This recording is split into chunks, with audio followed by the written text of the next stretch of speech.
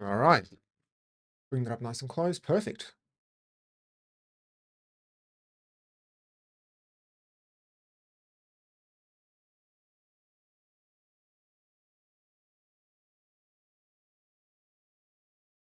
All right, let's see how this all goes.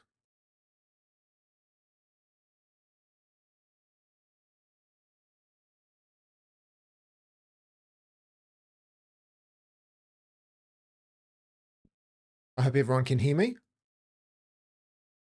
Hope I'm coming in nice and loud.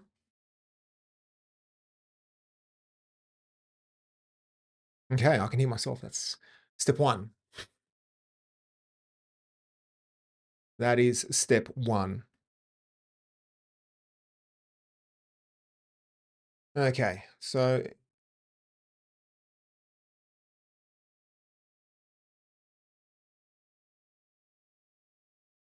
okay.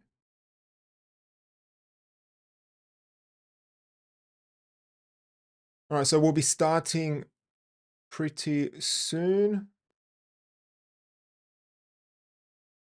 All right, take my headphones off. Hopefully the stream lasts. Last week had a bit of technical issues. For some reason, it dropped and then it created 2 YouTube videos. And anyway, have no fear. Even if it does fail, I can re-upload the full version because I have 2 versions running, backing up. So don't you worry. And I'm also running this ping service to make sure to check if my actual connection dropped, because I don't know if it's Restream that's stuffed up, because Restream is a service that I use, or it's my internet. So I don't know. That's the joys. All right, we'll be starting in a moment. Just have to make sure I record everything because backups, I have to make sure everything's backed up. All right, so I've got that screen, proper mic, got that recording locally, which is the most important one, because if it fails, I can at least back it up. I can at least bring that back up and switch over to that. And we are good to go. And I also do have a webwash.net/live page now that actually shows the stream as well. So I'm curious to see how that goes. Okay. So final one before we jump on. I just need to post it in Blue Sky. Going live. So what is this? What are we talking about today? How to create charts in Drupal CMS. So today's going to be a fun one. And hopefully, yeah, so if I have any questions, send them across. I'll do my best to answer them. All right, so that's been posted. I'll leave that one there. I'll leave that one there. 1, 2, 3, and we are good to go. All right, cool. Let's get this party started, shall we?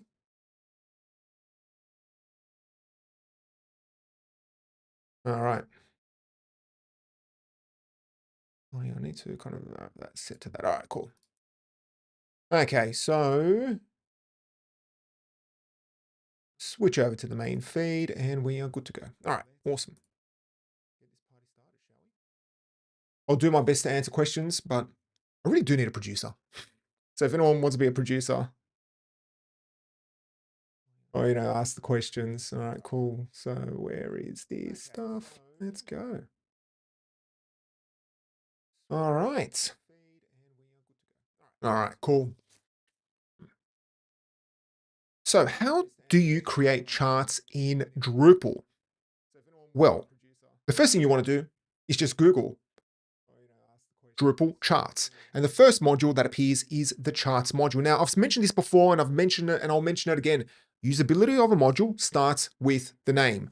If people cannot find the module, then no one's going to use it. But luckily for us, charts is an aptly named module, and it does that exact thing. The good thing about it is that it offers an API to create charts. So you can create charts through code, through blocks, through views, through a field. You can create charts that way. But then the actual charting library can also is also abstracted in a separate module, or you can implement your own charting library. It's up to you. So today we're going to be looking at the charts module, and we're going to be creating charts as a block, adding it to the dashboard in Drupal CMS, which is very awesome because it makes the dashboard look amazing.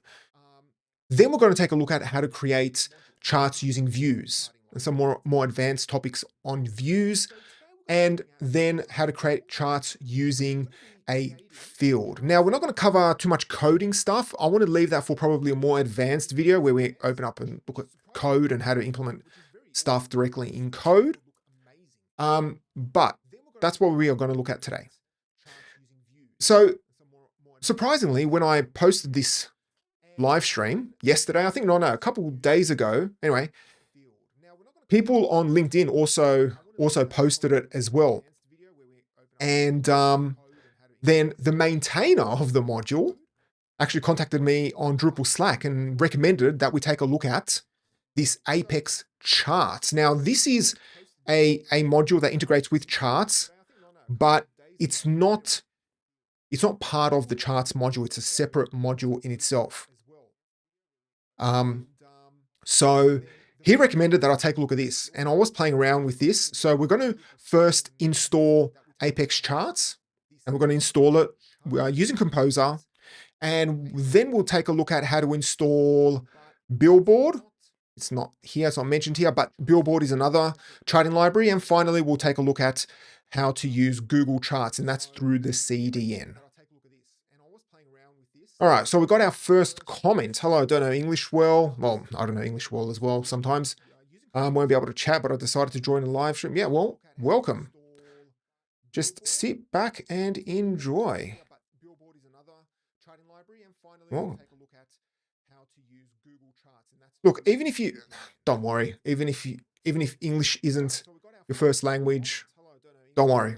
I feel for you. As somebody that lives in a country now that doesn't speak the language natively, I'm okay, but I don't speak the language natively.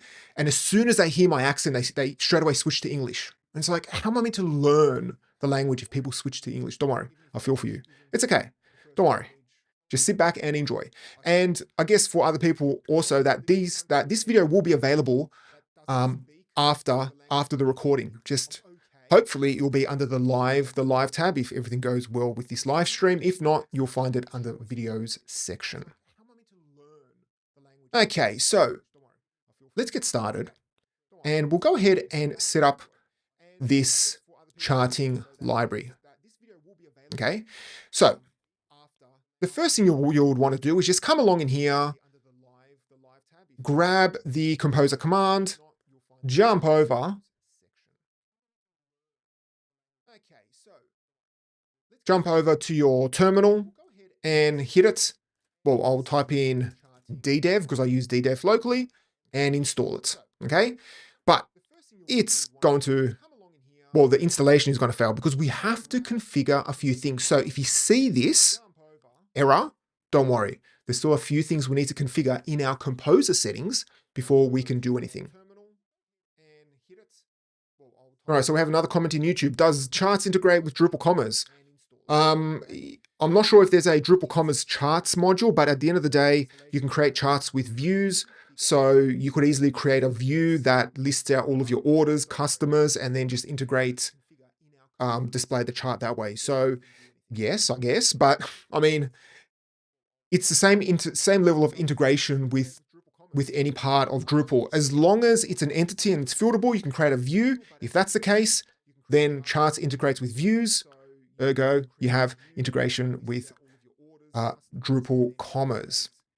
And at the end of the day, you can write your own custom modules. Okay. No. All right, there's also another comment. Well, this is coming in from Twitch. Minimum stability to dev. No, that's incorrect. we need to configure a few things in Composer. All right, so let's jump over to our settings. So where is that? Here we go. All right, cool. Right, so another comment. Currently, sales data is just numbers, and I'd like to integrate some of the robust reports. Well, yeah, as long as these the sales data is an entity, you can easily just create a view and display it. All right, so here is my composer.json. And what I recommend you do is come back here, and we have to do a few things, okay? So first things first, we need to set up the repositories. Now, be aware that by default, this repositories looks a little different because there's only one option here. So essentially, you want to copy it so that we set it up as an array, okay? So that is the first thing you want to do. You have your repositories. So you have the standard composer, which is required for Drupal packages.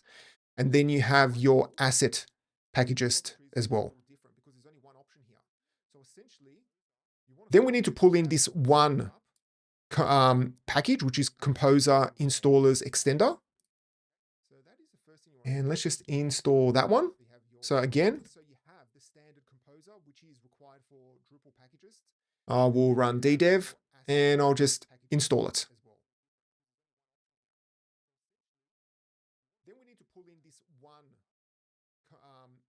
Let's give that a moment. Hopefully Composer doesn't die on me. Let me actually save that. And it's going to complain about it. All right. Let me make sure I've downloaded that correctly.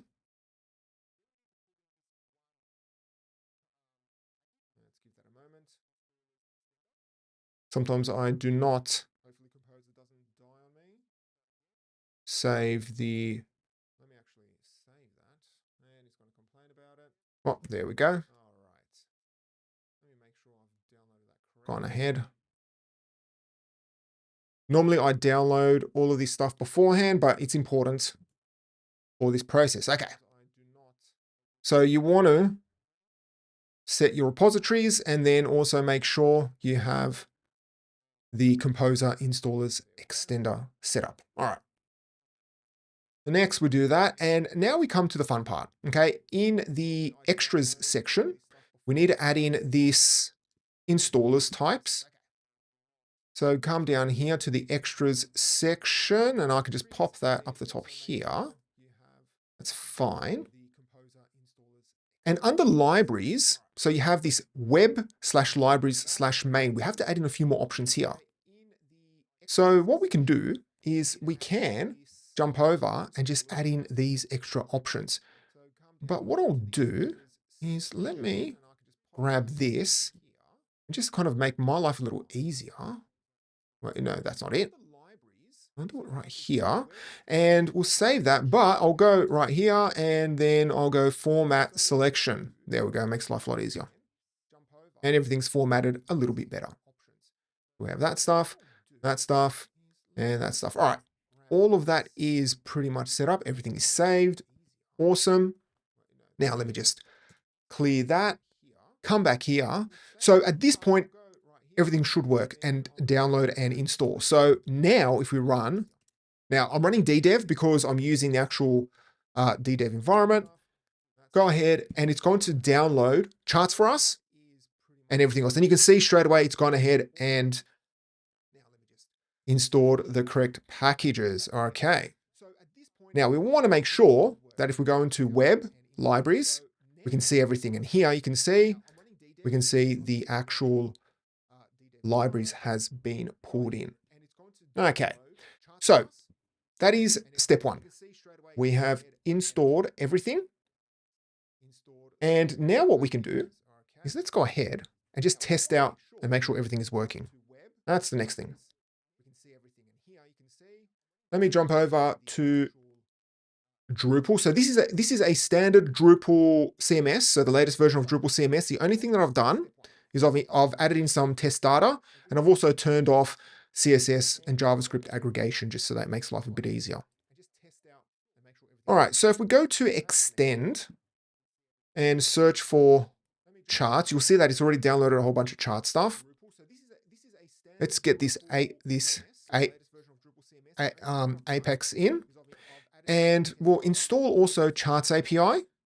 And I do know we'll need Charts block, so we'll install that. And Charts API example, because that is a good one to use, the Charts API example, if you want to write a bit of custom code as well. And I'll show that to you in a second. So let's go ahead and install that. And we'll install also Charts API. I do know we'll need Charts block, so we'll install that. And if we go to configuration and you click on Charts API example, you will get this error. Okay, you need to first configure Charts default settings.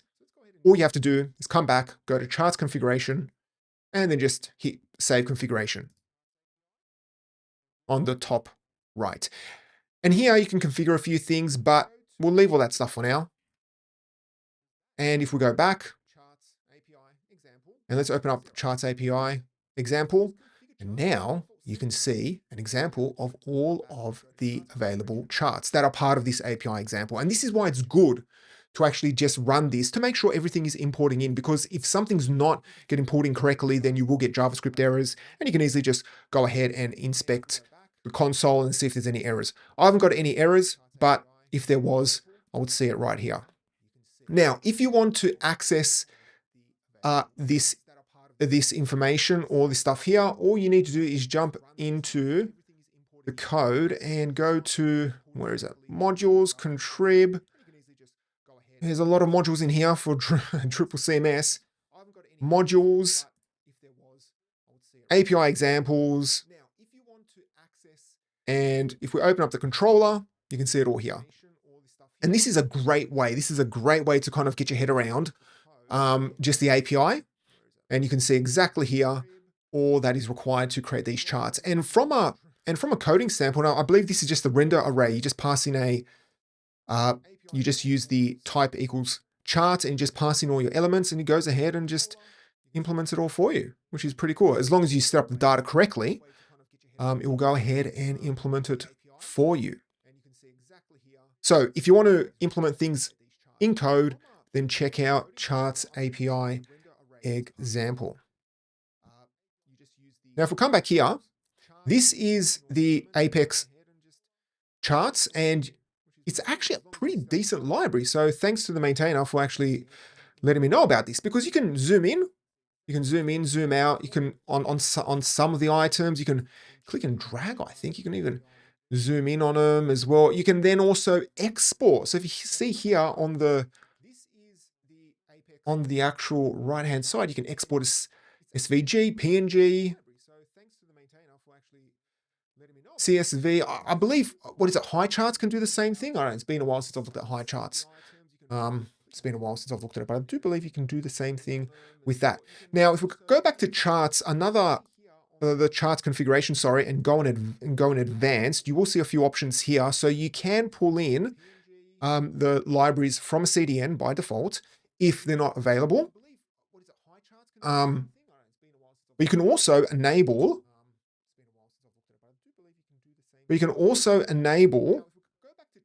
the charts debug. So if we go ahead and click on save and refresh, you will get this nice little debug section below. All right, so we have another comment. Is it compatible with real-time data? Well, if you pull that real-time data into Drupal, remember, this integrates with Drupal. So if you're pulling in the real-time data into Drupal, then yes, it can be displayed. But if you want to handle real-time data, then you might as well just do everything in JavaScript. And these libraries are JavaScript in itself, so you could probably skip the whole Drupal and just create a basic JavaScript application to pull that real-time data in.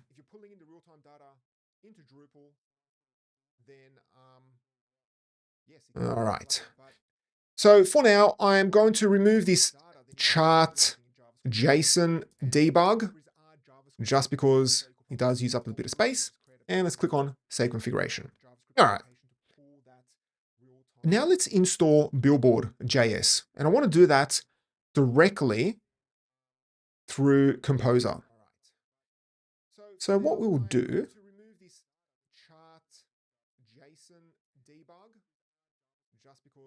let's go into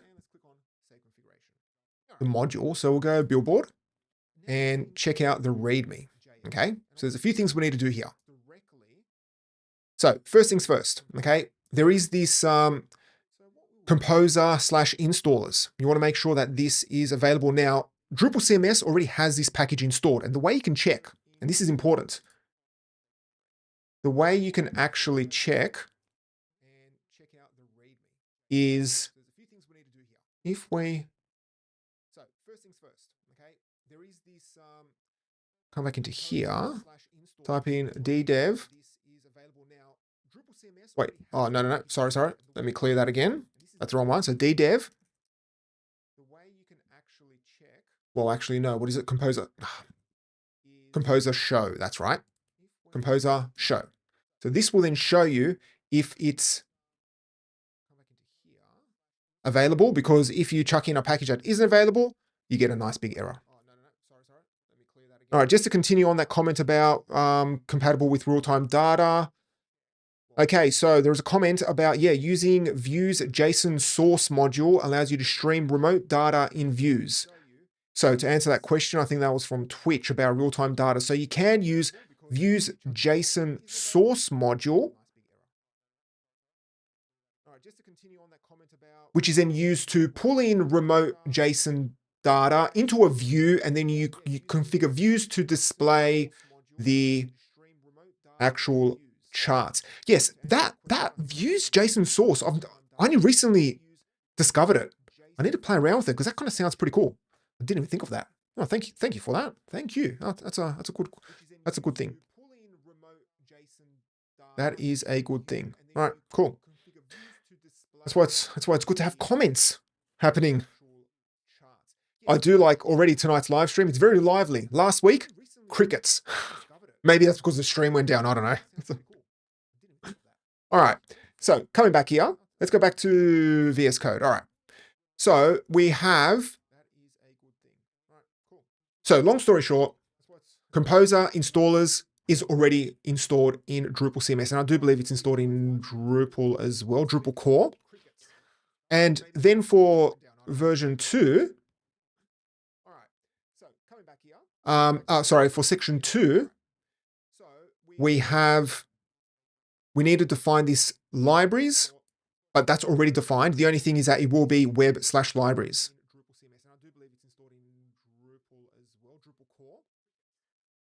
All right, there's a comment. Do you prefer comments and questions in Twitch or YouTube? It doesn't bother me. I've got Restream, which actually aggregates all the comments into one feed for me. So that's why I can see everything right here. But at the end of the day, just chat whichever way you want. Doesn't bother me. Ask the question if you want to ask in Twitch, if you want to ask here. The only thing is, the only good thing I can think of is that if it's in YouTube, then the comments are saved when you re-watch it in the future.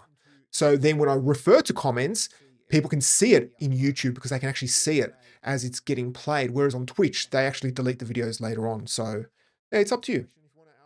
But I do get most of my comments in YouTube because that's where I get most of my followers. Because I think I've only got a couple followers on Twitch.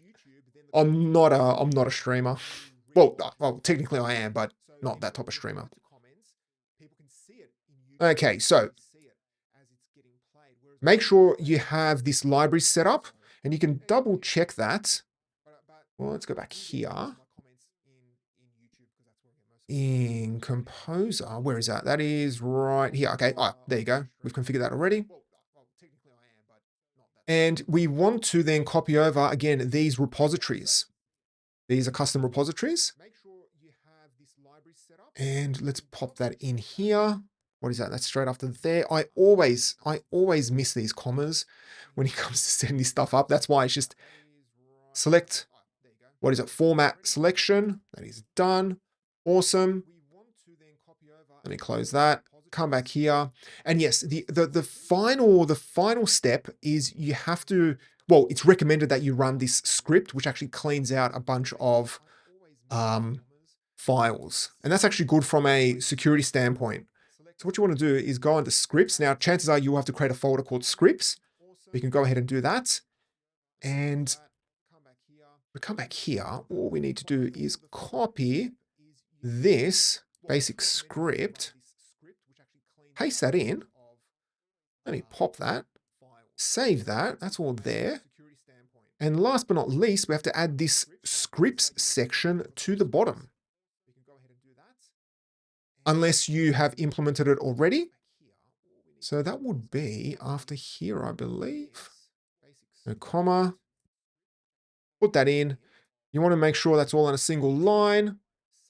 And let's, last but not least, why is it running that? Don't run that. Last but not least, let's just go right click, select, format it. There we go. Perfect. And now comes a moment of truth. Let's go ahead here, grab this and clear that. Let's see what happens. And let's just install it. It's installing, it's great, it's running, it's downloading, that is perfect. And everything is working. All right. Oh, another comment. Okay, I watched some of the other videos about charts. I just happened to refresh the page. You're on my homepage. Luckily, I was just thinking about charts. Yeah, I think I have covered charts before. Oh, it's been a while.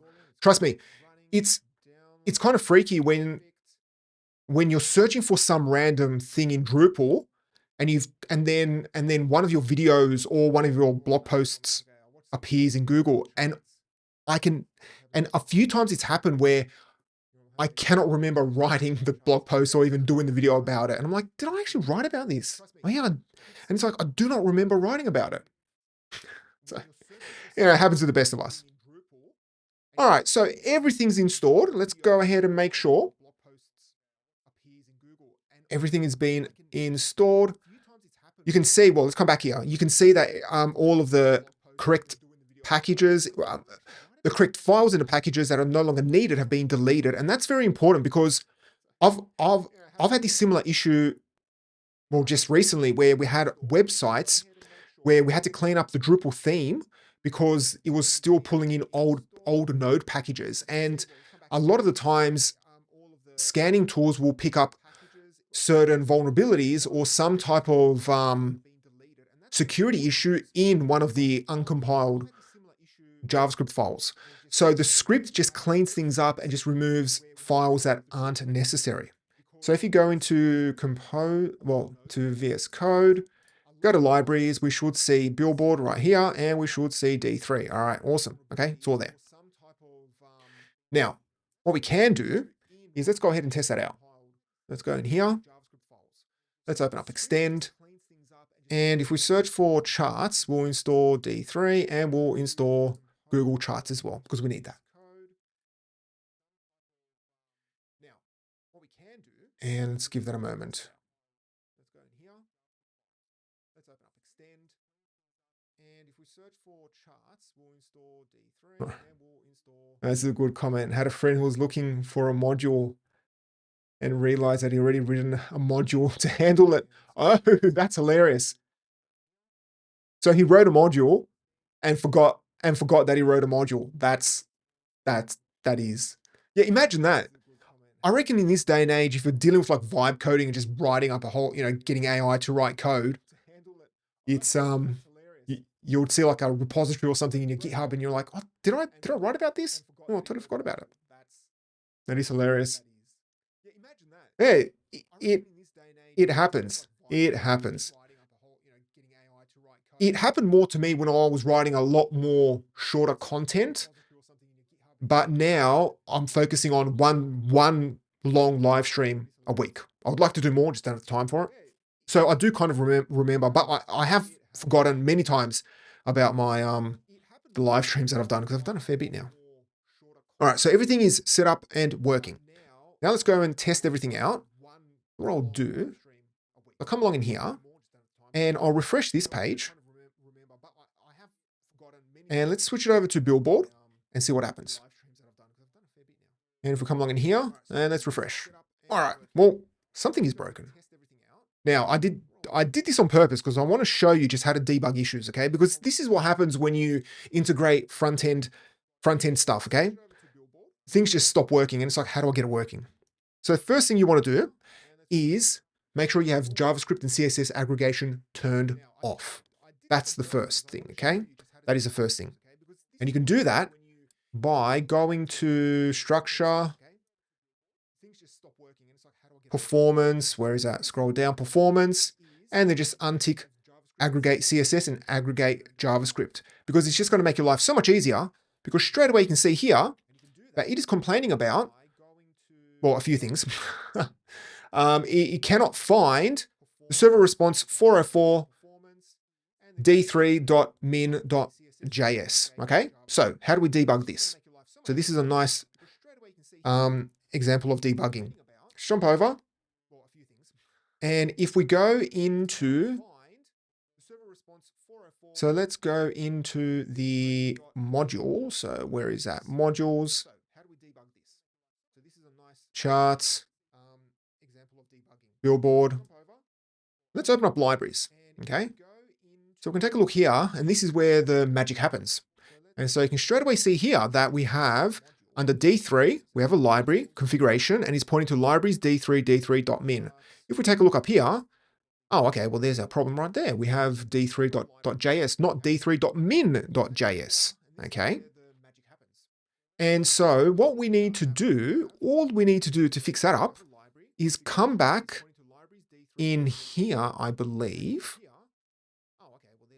and just change this to .min, okay? So to kind of test this out, what you can do is just grab this. Let's just grab it. All right, something's returning. Now I can type in, what is it, .min, and we get the minified version. That's it. That's all what we need to do. It's pulling in the same version and everything. All right, awesome. Let's go ahead and do that. .min, I believe, is that it? Yep. And what I like to do, all right, make sure that's saved. I'll just go ahead and, or delete this whole folder,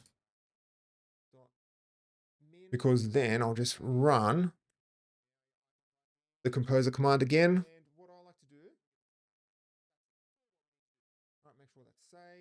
Okay. Those have gone ahead and installed it. Let's go D3. And yes, we have the correct minified version. We have Billboard is still there. Perfect. Come back here. Well, let's close that. And let's refresh. Moment of truth. Well, we get no errors. Is it working? Oh, there it is. It is working.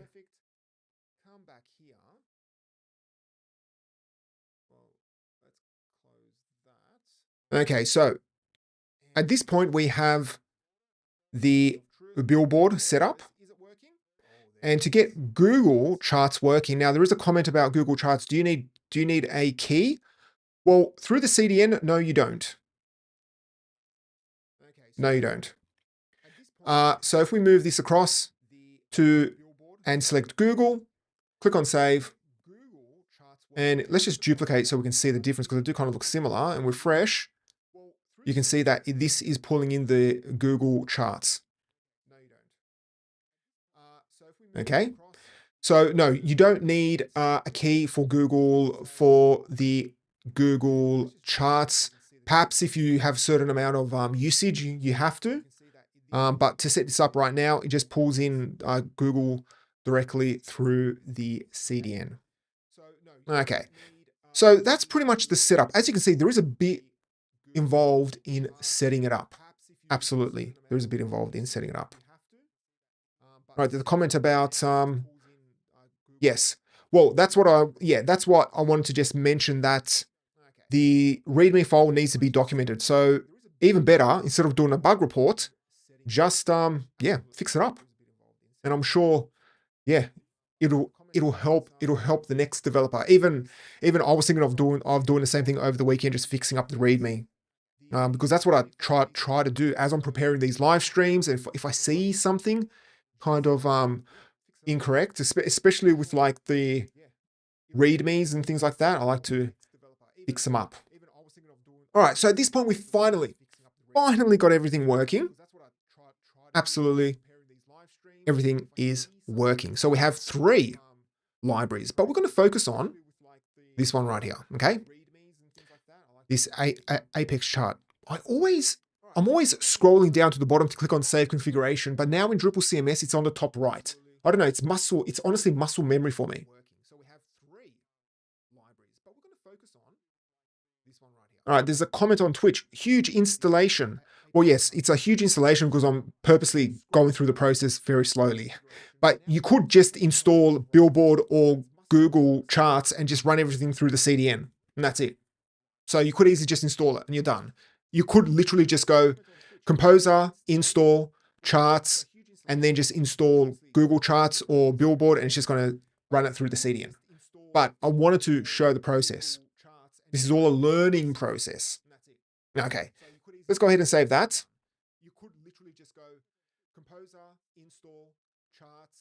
All right, so another comment on Twitch. So about the script that cleans up the files, is it your script? No, that's actually in the README. So that is in the Billboard README file that they recommend. It's not a requirement, but it's recommended. Okay. So let's now do some actual building. All right. So the first thing you want to do is let's go ahead and create a block. And I'll just make sure that I've got the charts blocks module installed. And if we go to structure, block content, and let's add it to the sidebar. And you should see charts right here, the charts block. If you can't see charts block, again, make sure you have the submodule installed. Okay, very important. Let's click on add. And this is the main UI for adding in the charting information. You can see that there's a lot here. So we'll start off pretty simple and just build out the functionality. So what I'll do is I will import directly from a CSV file, because what I've got here, I do have, let me bring it over. I do have a very basic CSV file, and this just makes life a lot easier. So I will move this across, upload it, and all the uploading does is just populate it in there. And you can just select an item, and if you click on preview, you should see an actual preview of the chart already.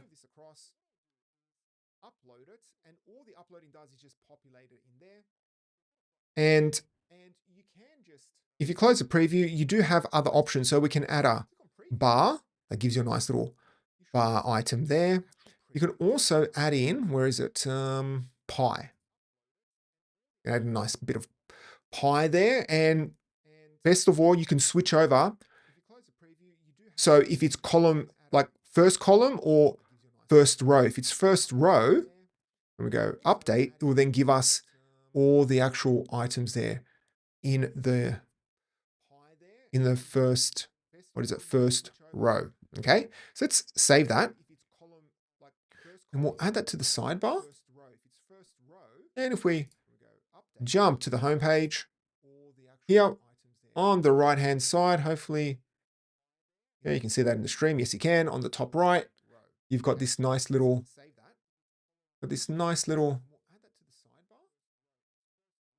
pie chart here on the right-hand side.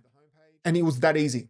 You can just create your CSV, chuck it in there, upload it, and you're done. And you're absolutely done. So you can see just how easy it is to create charts. Of course, once everything is set up. Now let's add stuff to the dashboard, okay? Because this is the real fun part. The real fun part, okay? So let's add in a pie chart. I'm starting to get hungry now, but let's add in a pie chart to the top tasks, okay? Again, we're adding the same one. So click on Edit Layout and click on Add Block. And then you've got this system tray or whatever it's called. I do have I do have a kind of a love-hate relationship sometimes with the system tray because it can be a little difficult to use. Okay. So let's go ahead and let's just upload data into the CSV again. Where is my CSV? I'll pull that across, pop that in there, click on upload. You can see the data is in there. We can add pi. Let's add another pi in. All right. And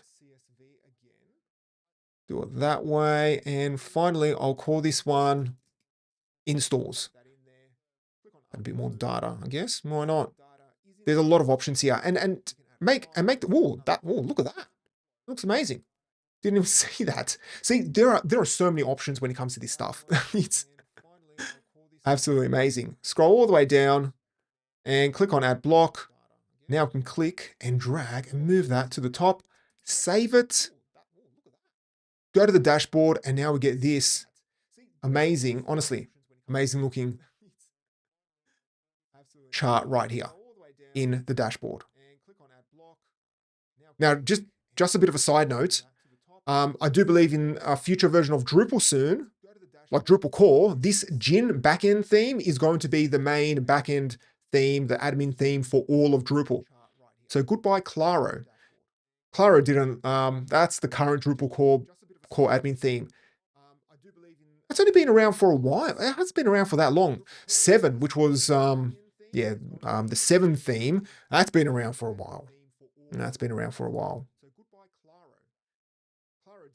And the other thing we can do also is if we want, let's chuck in a nice little, what is it? A nice chart in this main section here. So again, edit. Well, no, actually, let's add one right up the top, a massive one. Add section, click on add block, add charts. And what are we going to do? Again, I'll use the same bit of data because I've already got it enabled. Already got it set up. Hopefully my face isn't covering it all. Where is it? I do sometimes think I need a third monitor to handle all this stuff. All right, bring this out. What are we doing? Bars? No. I want it to be columns. Where is it? Columns. There we go. We'll use that one. And a bit more information. And we'll call this one installs as well. Ooh. Nice.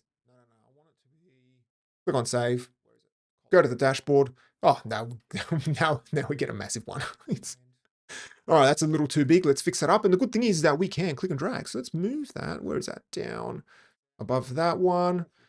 Let's close off this section. I believe that's how you do it. Yes, it is. And click on save. Go back to the home page, and there you go. Look at that. We have some nice looking charts.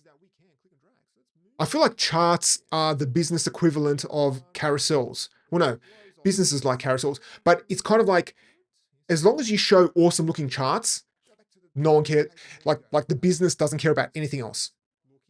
You know, you can talk, you can implement the most epic DevOps system that, you know, integrates with AWS, automatically tests, does all of this amazing stuff in the back end. They don't care about that. But you show them charts, they're like, oh, this looks amazing. Which is true. Like, charts are pretty cool.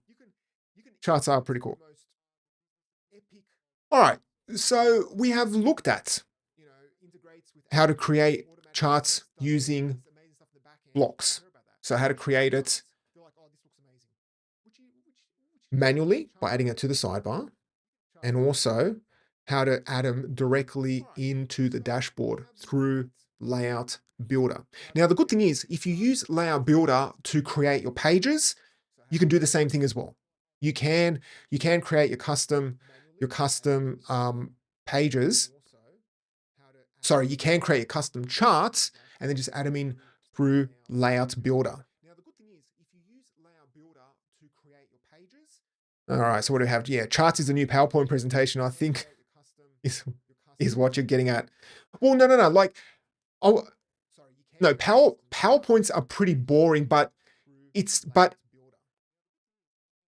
of like as soon as you show, like, I don't know what it's like on the sites that you work on, but I know that whenever I build sites for like government departments, you show them a carousel and they absolutely love it. And that's what charts are. You just show people, you show the business, you demo charts to them, and you're going to get an easy win. That's all. Yeah. No one really likes yeah, PowerPoints. No one really likes PowerPoints. Ugh. PowerPoint. Mind you, I do use Google Slides to create mockups. All right. All right. Now let's take a look at creating charts using views. Because this is where you get a lot of flexibility and a lot of powerful functionality. All right, a comment. This dashboard, is it from Contrib? Yes, I believe there is a module called Dashboards. Yes, there you go. Oh no, it's part. Wait, is that part of Core? Oh, okay. I did not know that. Provides customizable dashboards. I honestly thought that was part of Contrib. Maybe that, yeah, well, it says it's part of Core. So just search for the latest version of Drupal. Wait, is that? Can somebody correct me? Let me have a quick look. Drupal Core, modules. Dashboard. No, it's not part of Core.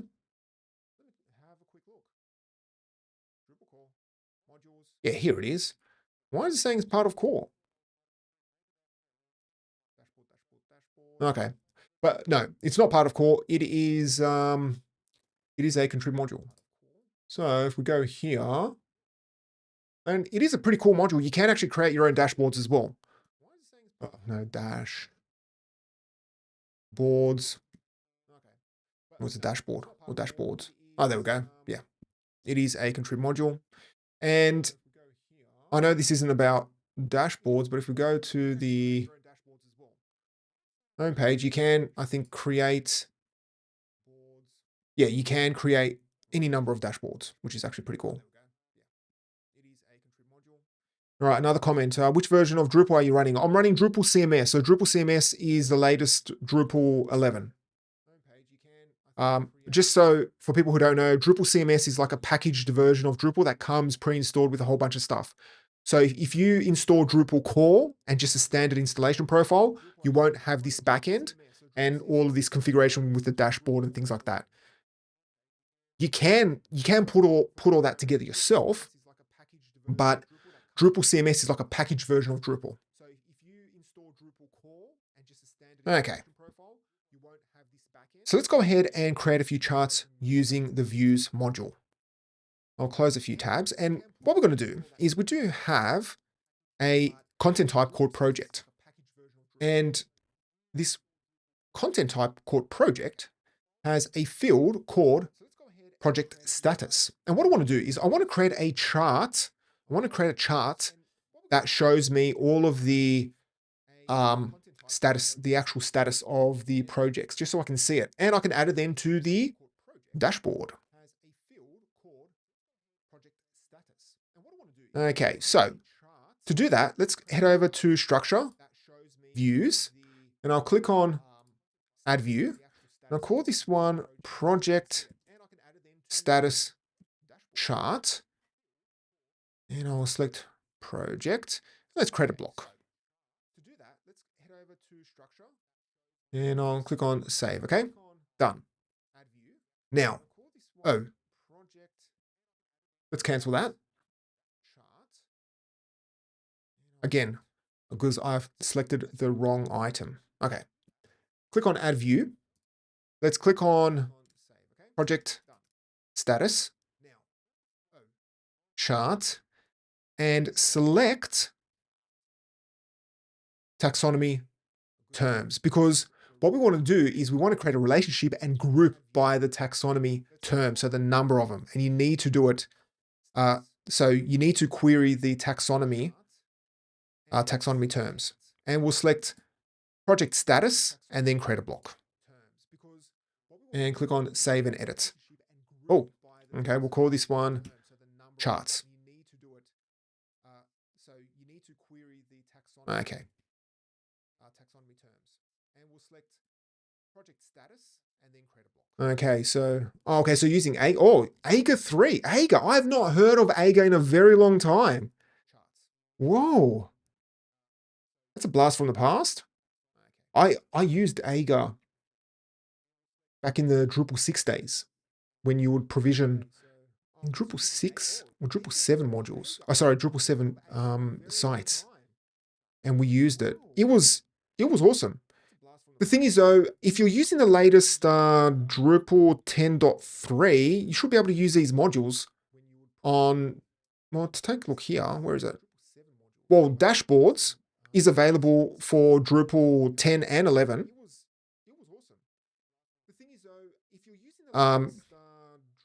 So dashboards is available for 10 and 11. What is it? The Gin, the backend thing, is available, should be available for. Oh, yeah, you do have a version of Gin for, well, you have a few versions actually. Oh, this is interesting. So for version 10, use this one. And then you have version 10.3, use that one. And then for version 11.2, use that one. So it just depends which version of Drupal you have. But yeah, Aga, oh man, it's a blast from the past. It's good to know that it's still getting used. Yeah, that was a pretty good system, especially the provisioning and being able to spin up sites. I actually used it to manage one of my sites, and I was hosting it on Linode. Remember Linode? I think Akamai bought out Linode. Yeah, but now everyone uses, what is it? Serverless architecture and things like that. All right, so we have created our view. And what we need to do is create a relationship, because right now we're just viewing the statuses, but we need to create a relationship to the actual content. So if you go to advanced and click on relationships, you then want to select content using project status field. Click on add. You want to require that relationship. And you can come along down here and you can see that it is kind of duplicated because it's creating a inner join. So it is going to duplicate the terms, okay? And let's also set the pager so it just displays everything. But of course, if you're dealing with data where you have thousands and thousands of data points, you want to be careful with that. But here, we've got all that set up, which is great. And now you can see all of the terms. And now what we need to do is we need to add in the actual content. So I'll add in just the ID for content. So you want to select it from the content category. If you can't see the category of content, make sure you create the relationship. Let's add that in and click on apply. And now we can see the actual ID of the content that's referencing that term. So this is just like MySQL stuff. And to kind of group everything and aggregate everything, we need to click on this use aggregation, turn it on. And then you want to click on aggregation settings for your ID field. And you want to select count distinct and click on apply. And so now you will get a count on how many pieces of content are referencing that term. All right, so another comment. Aga wasn't able to handle Drupal until recently. Oh, really? Yeah, I have to patch Drupal 10 every install to make it compatible. So is Aga still Drupal 7? Like the actual, what was it? The provisioning, the provisioning package. Excuse me. Oh, nice. Another comment. I used to use XAMPP. I switched with some pain to DDev. Now I'm in heaven. Agreed. Yeah, DDev is awesome. Absolutely.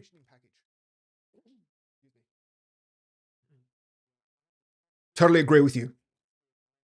Whoa, Aga 3 is still Drupal 7. Whoa. Drupal 7 is still kicking along, eh? That's nuts. Oh, okay. Oh, they're going to skip Aga 4. It's just like, skip it. Oh. But yeah, DDev, love it. It's kind of good that people have finally agreed, well, the Drupal community has kind of standardized on DDev. The only thing I don't like about DDev being a Docker-based environment, but that's just a problem with Docker itself, is that it uses a lot of storage if you create a lot of projects. And I'm creating 1 or 2 new projects every week for the live stream. So I really have to keep track of my Docker, my actual Docker image. Yeah. Oh yes, XAMPP is very different to Aga. Aga is used to host Drupal sites. XAMPP is used to run Drupal locally. Two very different things. But apparently you can use DDev on servers. It is an experimental feature. So if you want to host a Drupal site and you can set up a DigitalOcean box or something and just push up the Docker images of DDev and host the Drupal site. We don't talk about Aga. Oh, it's one of those. Is it? Like, I remember there used to be what is it? Oh, I forgot to. There used to be a CMS, some type of .NET CMS, Embraco or something, where they pretty much skipped a whole version because it was, yeah, it was one of those things. It's like, yeah, we don't talk about it. Like, skip the whole version. I don't know. It's good to see that Aga's still kicking. Awesome. Some type of .NET CMS, Embraco or something, where they pretty much skipped a whole version because don't do anything fancy like DDev or Docker. I feel like Notepad. Oh, there you go. You still, yeah, syntax highlighting. What's that? I don't need any of that. Oh, yeah. At this point, when I code, I have about 3. I have PHP Storm running. Then I've got VS Code running because I want to use GitHub Copilot because I'm on the free plan of that. And then I've got a terminal running, sometimes running Claude Code as well. And that's all just to run on one project. Especially if it's a Drupal site, because I like PHP Storm for a lot of things. But then for other parts, I do like VS Code. So that's why I find it funny when people are like, oh, VS Code is the best thing ever and every other IDE is terrible. It's like, no one cares the brand of hammer you use. As long as you write code, you write code. And at the end of the day, trust me, I've been doing this stuff for 20 years. Do you know how many IDEs and text editors I've used? 20 or 30 of them. Like, I've used a ton of them. VS Code is popular now, but it's not going to be popular forever.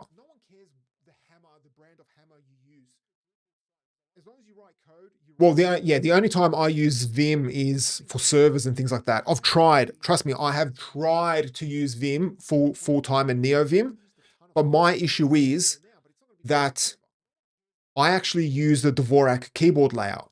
So for people who don't know, there are other keyboard layouts. So not just QWERTY, there's also Dvorak.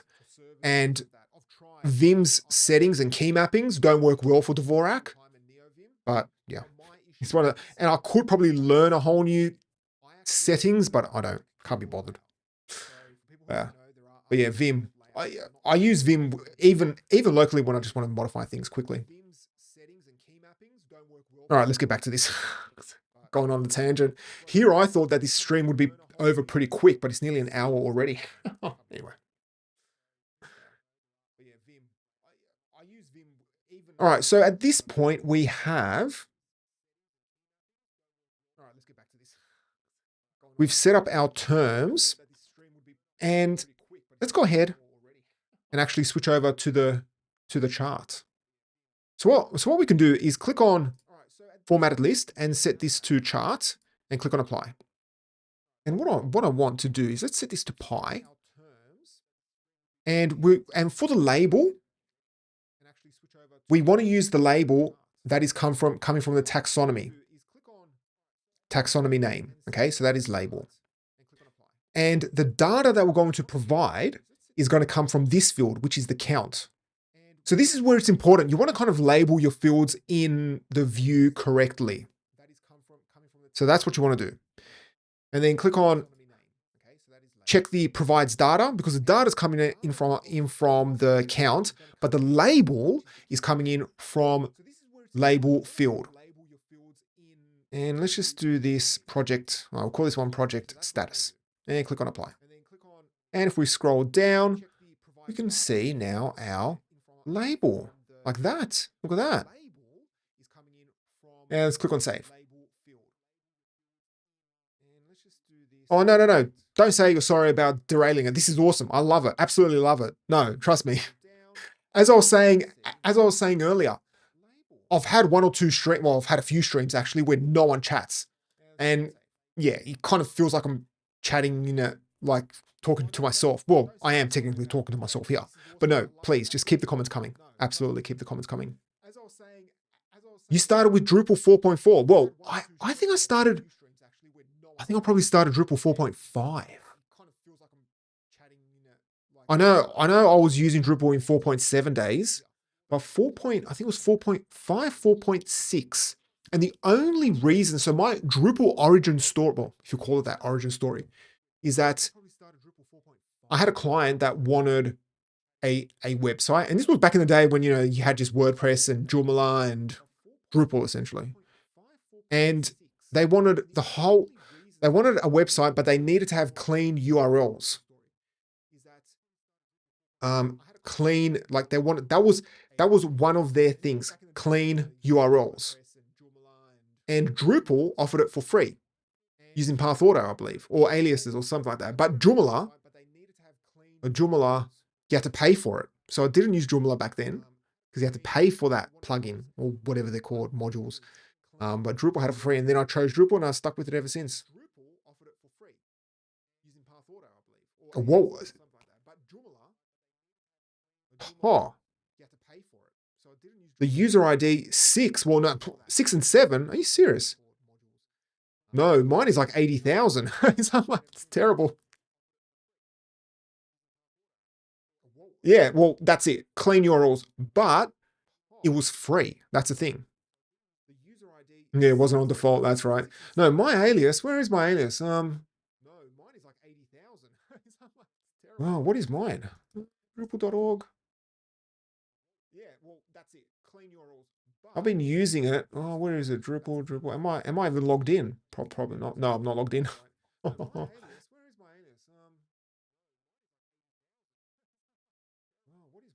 So mine, I'm just trying to find it. So my account is, no, I think I'm in the 80,000s or something like that.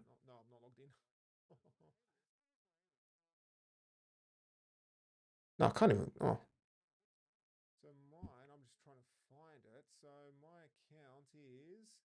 No, wait, where is it? Oh, yeah, no. Yeah, mine is like 86,000. But I've been a member now for 18. If we bring it here. There we go. I can look at myself. So if I bring that up. Yeah, 18 years. But if I go to, what is it, track? Yeah, it's 80 something, 86,000. So yeah, 18 years. There you go. 18 years and 8 months. It's crazy. So long. So long. So yeah, here we go. What is it? Track. If you click on the starred or the tracked, you'll see it up there. Yeah, 86,970. Well, that is absolutely insane that we have royalty here. User ID of 6 and 7. That's oh, there must be people with like accounts that are, well, let's have a look at Drees's. What is Drees? Isn't he's like he's user 1, right? So he'll be the first. He is number 1. Oh, there we go. Well, how old is his account? 24 years. Oh, I feel old. 24 years. And back when I used Drupal, I was living like living by myself, just moved out of home, no kids, renting. First time living out of my own, and I was using Drupal. I feel old.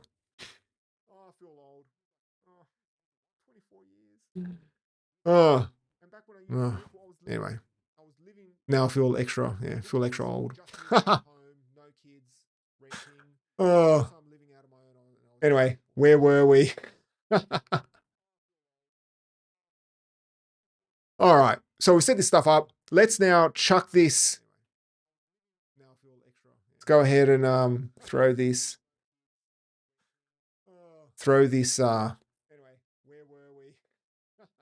chart into the dashboard. So we've created the chart. Now, if you want to, of course, create a chart and add it to a dashboard, make sure you create a block display. You don't want to create a page display. So all we need to do is go to our dashboard. Let's edit this. I do have unsaved changes, and let's search for, what's it called? Oh, that's right. I've got two of these. Which one is it? No, it's the one with the S. Oh, sorry, I think it's that one. There we go. Pop that up the top. We have a project status chart right there. And now this is getting powered by actual views. And there you go. That's how easy it is to just create the chart. You just grab it from views, and this data is just simply being generated from views. All right. So we created this created this view using data through an entity reference field. And that is more of an advanced topic when you think about it, to create a relationship and then to select and then turn on aggregation, because always when I do any type of grouping in views, I never know the exact configuration to do in views. And I have to actually look at my older content, because I know I've done it before, but there's just so much configuration in views that sometimes you're like, wait a minute, how do I actually do it? Anyway, so what I want to do now is create another view quickly, and we're going to be using the data which I generated earlier, and it's just a content type called data, and it's pretty basic. It's got a title, and it's got a integer field of low and high, and that is it.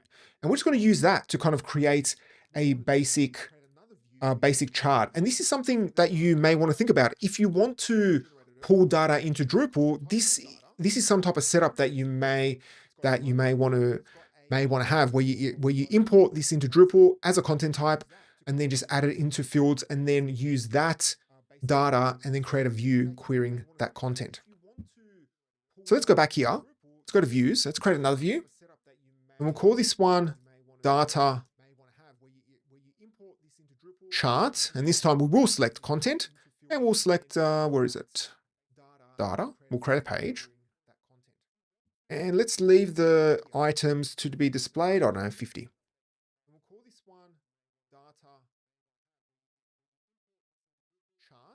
And let's go ahead, set this to fields. We'll also add in the actual high field and low field. One thing I do recommend is put a label in there straight away, because the label plays an important part in the actual chart. And sometimes you may get errors because there's no labels. All right, so we've got all of that set up. And what we can do, well, we can't really see anything much here, because we need to then switch this over to chart. And the label will be the actual title. And then the data provided, well, let's do low, high, and then we'll select both of them. And you can also change the color as well here. If you want, you can go ahead and give it a different color. Give it that color. Yeah, give it that color. Oh no, that's too close. Let's do, yeah, there we go. That's probably the same. And then give it data chart, very original. And let's just chuck in a few extra options here. And then if we scroll down, it actually works. Look at that. Look at that. That is absolutely full on. Now, one thing I do want to mention is, again, be careful how much content you are giving views, because if we come along in here and I think I do have like 200 pieces of content, it's going to look like, it's not going to look nice. So you want to really just lock it down. So where is that?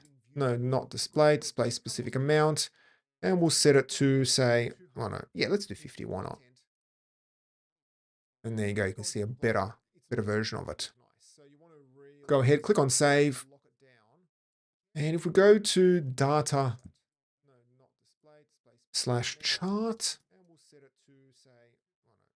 we should see, okay, we see this one on the right hand side, that's our block. Then we have this one right here. And you've got it here, and you can kind of zoom in. You can open it up and you can see all this. Now you can see this high and low. That is powered by the label in view. So again, you want to make sure that the label has been configured.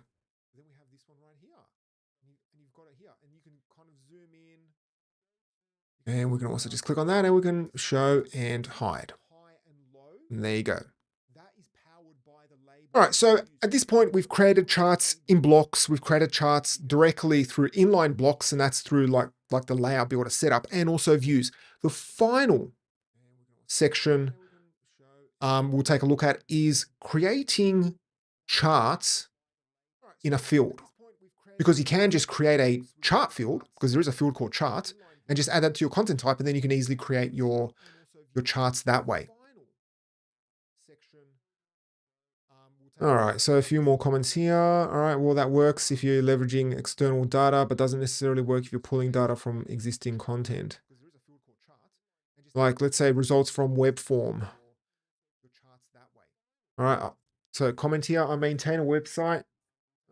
Staff like to fill out web form, and then data summaries. So if you want to create charts directly out of web form, you should be able to, use charts for that. I'm not sure, is there a web form charts module? If there isn't a web form charts module, then what you'll need to do is use the web form submission.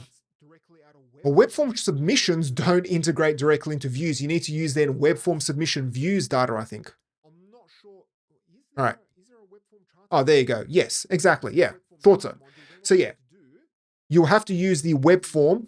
You'll have to use the web form, use a web form views module, and then you can just go ahead and create your charts. So yeah, there you go. All right, let's just finish things off by creating a field, and then we can call it a day. All right, so let's go to structure, content types, and let's add it to basic page. And click on add new field, and let's click on chart. And we'll call this one chart original. Yes, I know. All right, so let's go to structure, content types. And I'll click on save, okay? Done and dusted. Now, if we go to basic page, and we'll call this one custom chart. And let's also add this one, custom chart.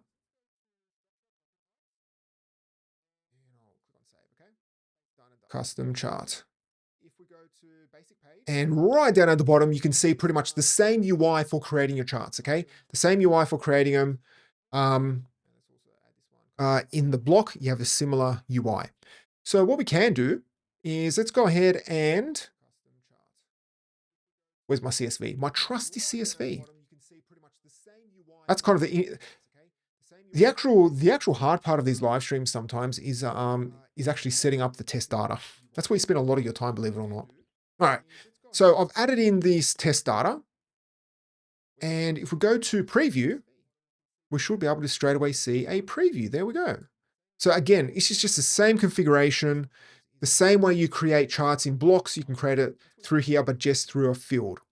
But one question that might come up is, well, what if I want to create reusable charts that are then available to editors and they can just chuck in to their website, into different pages? Well, then in that case, you could potentially create a content block or a block type called chart. You can then add the chart field on that block type, define all your charts, And then what you could do is just embed or reference that chart through an entity reference field, or perhaps directly through the editor. So there's many ways you can do that. You could even add the charts field on a paragraph and then have a paragraph type called charts. Well, whatever you want. It's Drupal. Everything's a field. Everything's a fieldable entity. Everything is views. You know, that's what Drupal is all about. As long as the module integrates with views and a field and the block system, you can do whatever you want. If only in life, everything integrated with views, fields, and blocks. Oh yes, there's also entity embed. Yes, I shall mention that as well. Thank you. Entity embed, I've got a video. If you want to learn more about entity embed and entity browser, which I believe is a very powerful system in Drupal when you combine them together, I do have a video, I do have a live stream on that stuff. Because you can essentially embed any type of arbitrary entity type, whereas media library only works with media entities.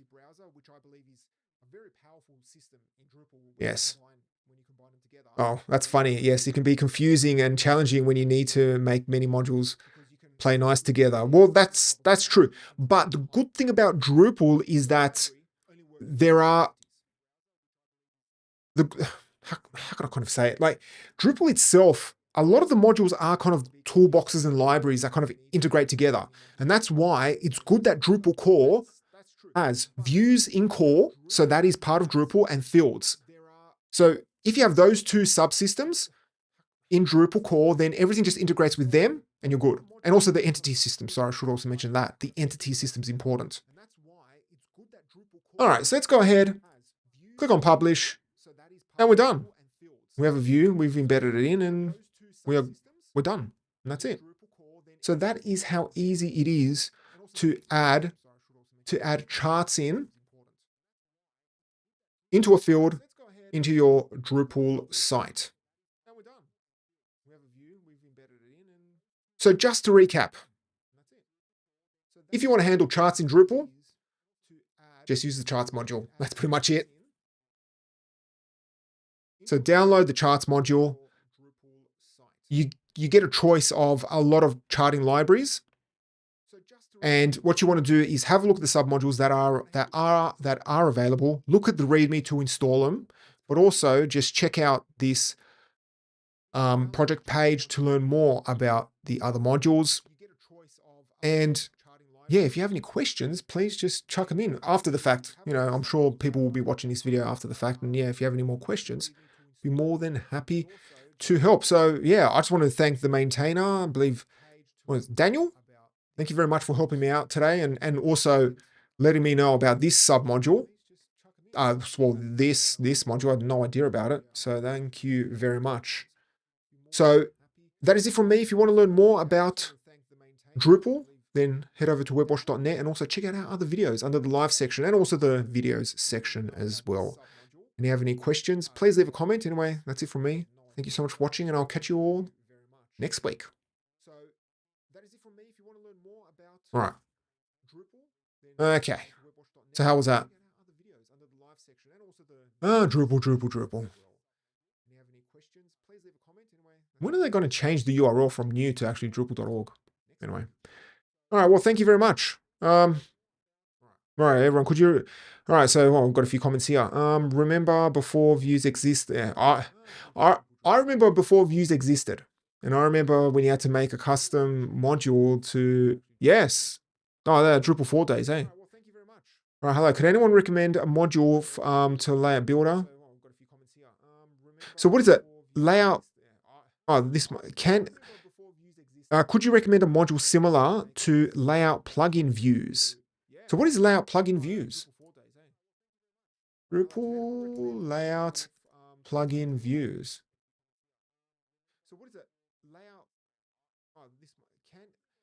Panels? What is this? I'm not quite sure what this is. Which allows users to place views in a panel. Oh, okay. Oh, so you want to add in views direct. Well, so if you want to add a view, I'm not sure. Yeah, I'm not really sure about that one.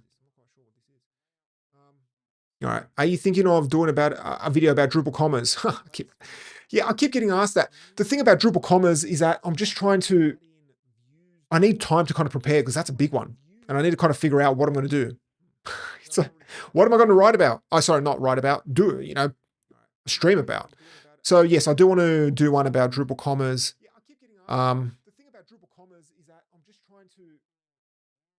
Maybe something integrating Stripe. One thing I want to do is figure out a way to do subscriptions using Stripe. Yes, that's what I want to do. Need to figure that out. All right. So, well, great stream. Well, thank you so much. Oh, thanks for all the comments from everyone, and thank you to the single Twitch commenter as well. Thanks a lot. It's good to know people are on Twitch. Thank you very much. Well, the stream stayed up. Hey, actually stayed up. Yeah, last week something happened and it kind of died, and it's good to know people are on Twitch. Thank you very much. And yeah, kind of didn't last. Actually stayed up. Oh, thank you. I'll be a regular here. I treat your channel as my school for both Drupal and English. Oh, you don't. Well, apologies for my English. I was told because of my Australian accent, sometimes people find it hard to understand me, which is to be fair, because when it comes to like English, because Australia is a small country when you compare it, say, to other countries like the US, and also the US produces a lot more content. People are more accustomed to the American accent. And that's why I feel like I've always thought that my accent was working against me, especially in the early parts of my YouTube life when I was doing videos. I thought, there's no way. It's like, yeah, the reason why, because you have a look at all the popular YouTubers, majority of them have an American accent, and that I think is easily understood, or more understood than, say, an Australian accent. But maybe because I'm actually out of Australia now, so my accent doesn't come across. But I had one person come to me. When I was living in Europe the last time, about 10 years ago. And he comes up to me and says that he thought he understood English until he met me, and he cannot understand a word I'm saying. So, like, oh, thanks. Oh, thank you, sexy accent. Oh, God. Maybe I've got a Chris Hemsworth, Thor, he's Australian.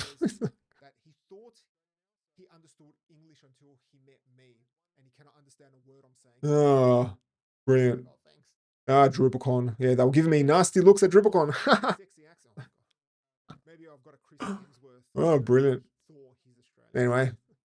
All right, well, thanks for joining. Well, it's a weekend. It's a Friday. Hope you all have a great weekend. DrupalCon. Yeah, they were giving me nasty looks at DrupalCon. No, another one. Okay. Yeah, I really liked your video on mega menus. Oh, thanks. Oh, yeah, look at the project. What is it? We Mega Menu. I think I'm probably, let me have a look at that one. Maybe I did look at that one, but no, during when I was organizing the video, because there is a lot of time spent in preparing these streams, believe it or not, because I want to make sure that everything works. Yeah, I did look at this one, but I just really couldn't get it to work. I don't know. It just wasn't working. And the thing with me is, like, when I actually prepare these streams, I do have a run sheet of what I'm going to cover, what I'm going to do. Like, it's not just me chatting for, well, today it was, but I do plan to make sure that things work, because I don't like to show something and then be like, oh, well, there's a bug here. Well, it's meant to work like this. I have to actually show something working. And I do remember playing with this one, but I just couldn't get it to work. And it's like, if I'm struggling to get it working, then there's no way I can cover it in a stream. Yeah. Well, yeah. I probably gave up too early. Oh, we have somebody from Hungary. Oh, nice. Well, I'm currently in Croatia, so we're not that far away. Well, I'm on the coast down south in Croatia. Very definitely. Oh, thank you, thank you. I do have it. Yes, well, I definitely do have an Aussie accent. I was born and raised in Australia. Born and raised in Australia. It definitely sounds fine. I do perhaps tone it down a bit. But it is kind of funny because I'm on the coast here and there's a lot of tourists. Especially now during summer because it's European summer. Um, you straight away, you're like my ears kind of prick up when I hear Australian accents. Straight away, it's like, oh, they're Australian.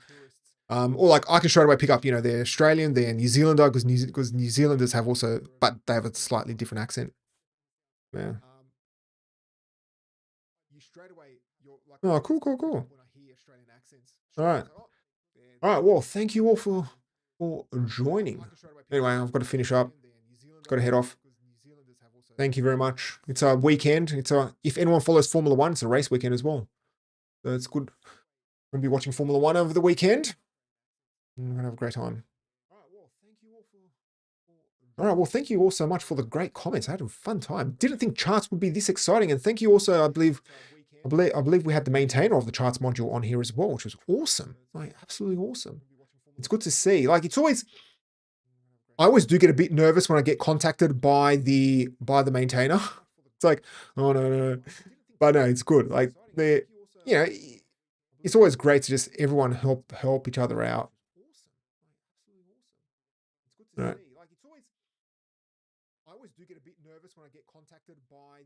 Oh, no, it's all right. Trust me, I can easily spin up a commerce site with test content. My wife actually has a Shopify site, which I've been thinking, which is a proper Shopify site, and she sells stuff on it. Not shells. she sells stickers on there. And so one of my things that I wanted to do is actually do actually probably 1 or 2 live streams on migrating from Shopify to Drupal Commerce. I still think, when it comes to building e-commerce websites, if somebody comes to me and says, I want to build an e-commerce website, what would you recommend? I'll still push them to use Shopify. Because I've had to maintain Drupal Commerce websites in the past. There's a lot of effort involved. And so, especially with the integration, that's where Shopify really shines. Everyone uses it and you have a ton of integration because I've had to deal with absolutely crazy bugs shipping bugs where they wanted to have a specific they had literally a matrix that if you select this type of plumbing and this and that, and if it's this wide or that wide, it selects a different type of shipping calculations. And it was just such a pain to deal with. But also I was dealing with gateways and I think it was Australia Post. But back then, Australia Post didn't have that much great integration. So if somebody comes to me and says, I want to build an e-commerce website, what would you recommend? Would you recommend Drupal Commerce? I would say, no, go to Shopify. But what I want to do is use her site as kind of like a test bed to say, well, let's migrate from Shopify to Drupal Commerce and just do that whole thing. Because I think you could do some awesome stuff with AI, where you can get AI to kind of normalize the data, pull that data in, import it in. I don't know, there's a whole ton of stuff you can do. I've got all these ideas that I want to do with Drupal Commerce, but I'm just waiting to kind of have a bit of time to do all that stuff. Oh, I'd really like to build an Etsy type of site. Well, yeah, she also has an Etsy website as well.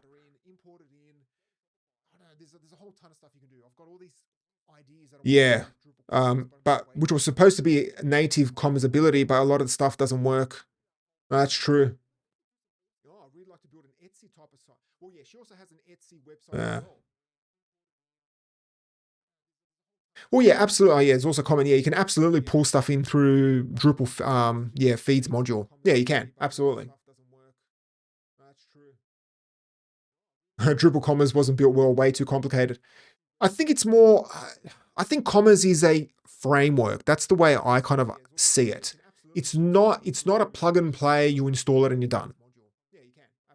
That's the thing. Yeah, that's what I think. Because another thing I would love to do is utilize the groups module and then Drupal Commerce as well, where people pay a subscription to join a group. Because then you could do like, online content.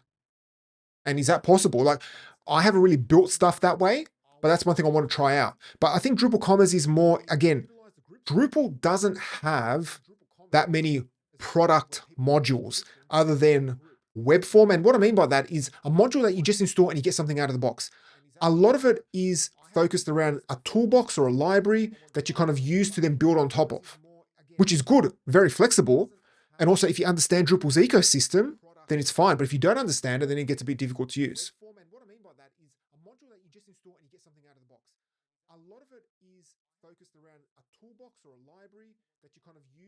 Oh, yes, absolutely. Yes, running an Etsy store is different than running Etsy. Oh, absolutely. I think, yeah, the tech part, it's always, well, any type of SaaS or any type of platform, the tech's the easy part a lot of the times. It's the whole support and distribution, marketing, all that type of stuff's the hard part. Yeah. I want to build a site where I have multiple users selling their own content and products.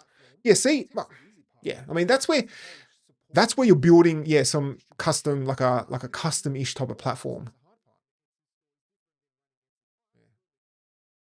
Absolutely. No, that is true. And that's where I do think Drupal Commerce could, but if you're going to build a platform, the thing is though, if you don't have to deal with shipping, you don't have to deal with shipping, and you just going to deal with a supported, like a supported payment gateway that the Drupal Commerce supports out of the box, then I think Drupal Commerce can work well. So for like digital products, I think it can work. It could work well.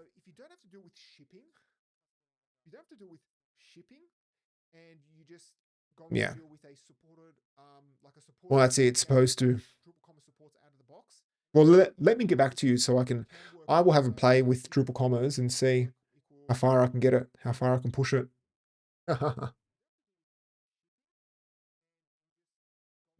All right. Well, thank you all. Well, I need to head off.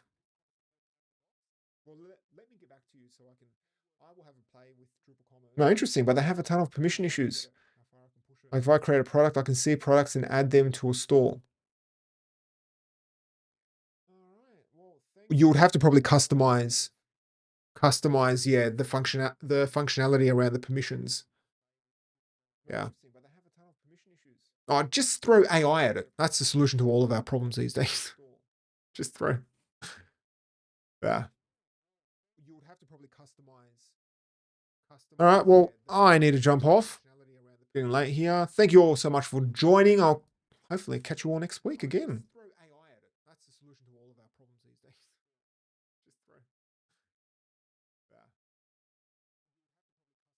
Okay.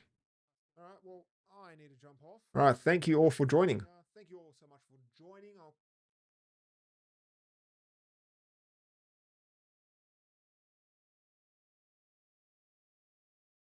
Yes, I am on Slack.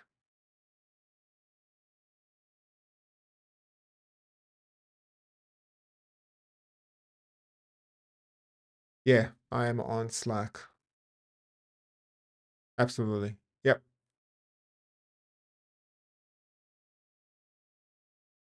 All right. Well, yeah, just find my name, Ivan, on Slack, and I will be there. All right. Well, thank you all, and I will catch you all next time. Cool. All right. See you later.